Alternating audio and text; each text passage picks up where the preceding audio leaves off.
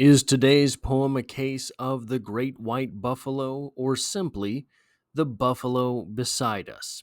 That, so that's not,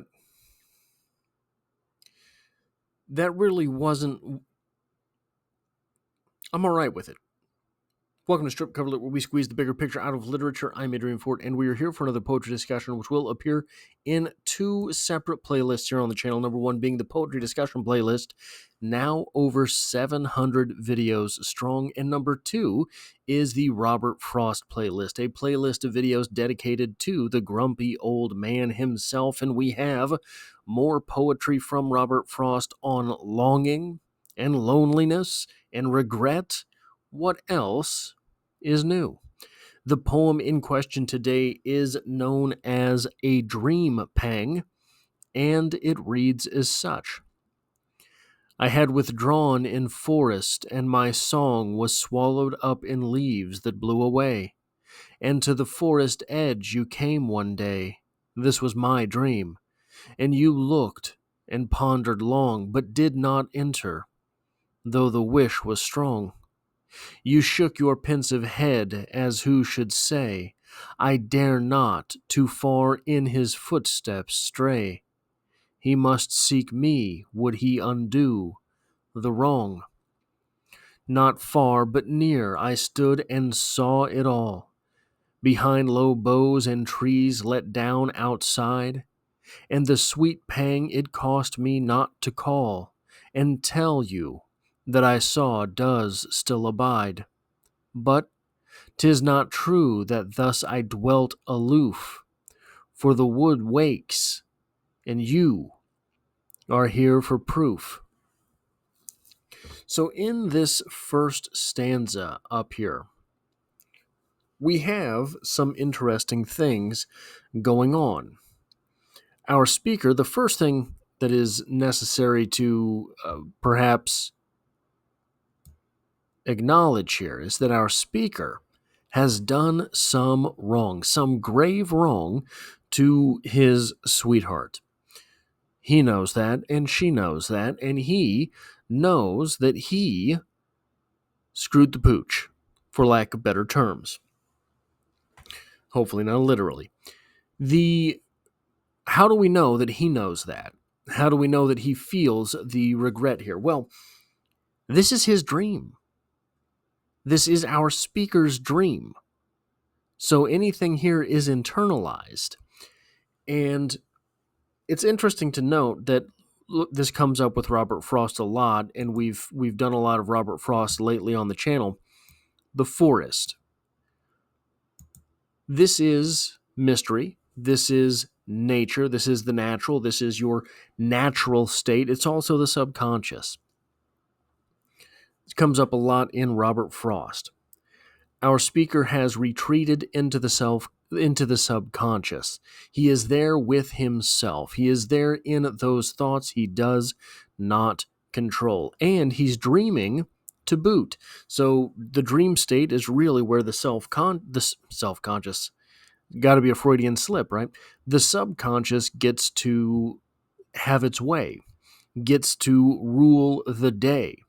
So in that subconscious, he does still have his own song, suggesting that he does have deliberate thoughts.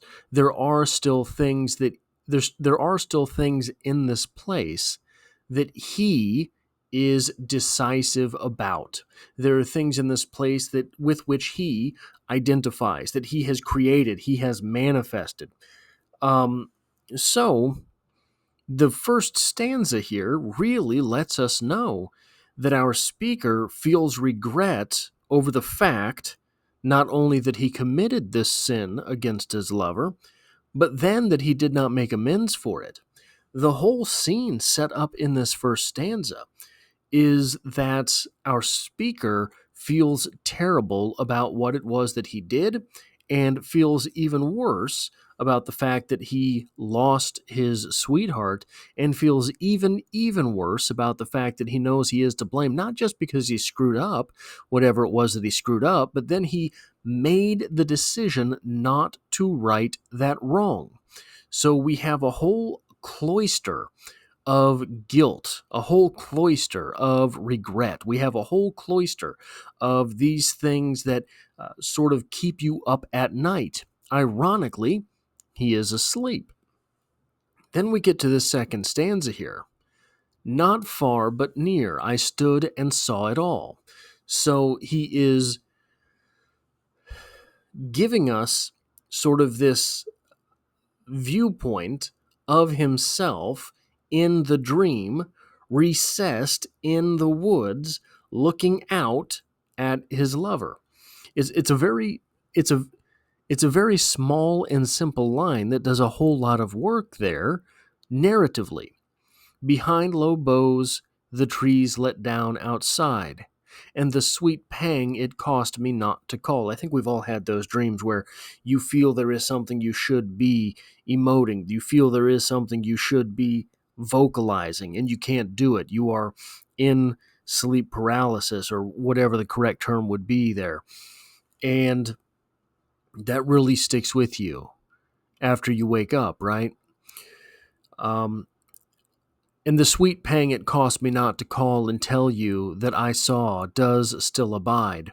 And here's where we go a little bit wonky. We go a little bit strange here, because at the very end, but 'tis not true that thus I dwelt aloof. It's not true that I was there sort of haphazardly. It's not true that I was there without cause or merit.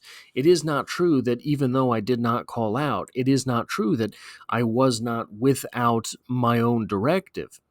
For the wood wakes, and you are here for proof.